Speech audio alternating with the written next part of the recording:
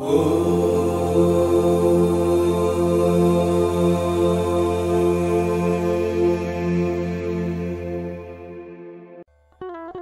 സായിരാം. ഭഗവാൻ ബാബ ഭക്തന്മാരിൽ ഒരാൾക്ക് എഴുതിയ ഒരു കത്ത്. സ്വാമി അത് ഇങ്ങനെ എഴുതിയിരിക്കുന്നു: പ്രിയമുള്ളവനെ, ഞാൻ എത്രമാത്രം നിന്നെ സ്നേഹിക്കുന്നു എന്ന് നിനക്കറിയില്ല.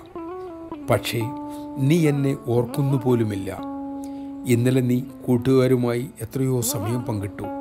ഞാൻ നിന്നെ കാത്തിരുന്നു. പക്ഷെ നീ എന്നെ ഒന്ന് ഓർത്തതുപോലുമില്ല. നിനക്ക് വിശ്രമിക്കാനാണ് ഞാൻ സൂര്യാസ്തമയം തന്നെ സൃഷ്ടിച്ചത്, തണുത്ത മാരുതൻ ഏകിയത്. പക്ഷേ നീ എന്നരിയിൽ വന്നില്ല. എനിക്കതിൽ നൊമ്പരമുണ്ട്. കാരണം നിന്നെ ഞാൻ അത്രയേറെ സ്നേഹിക്കുന്നു. രാത്രി ഉറക്കത്തിൽ ചന്ദ്രകിരണങ്ങളാകുന്ന കൈകൾ കൊണ്ട് നിന്നെ ഞാൻ തഴുകി. ഉണരുമ്പോൾ നീ എന്നെ ഓർക്കും, വിളിക്കും എന്ന് ഞാൻ കരുതി കാത്തിരുന്നു.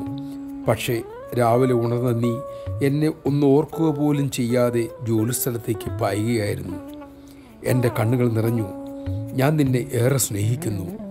നീലാകാശത്തിലൂടെ, പച്ചപ്പുൽ പരവതാനിയിലൂടെ, ആഭമായ പുഷ്പങ്ങളിലൂടെ, നീർച്ചോലയിലൂടെ, പക്ഷികളുടെ കളകള ഗാനത്തിലൂടെ എല്ലാം ഞാൻ നിന്നെ സ്നേഹിക്കുകയാണ്.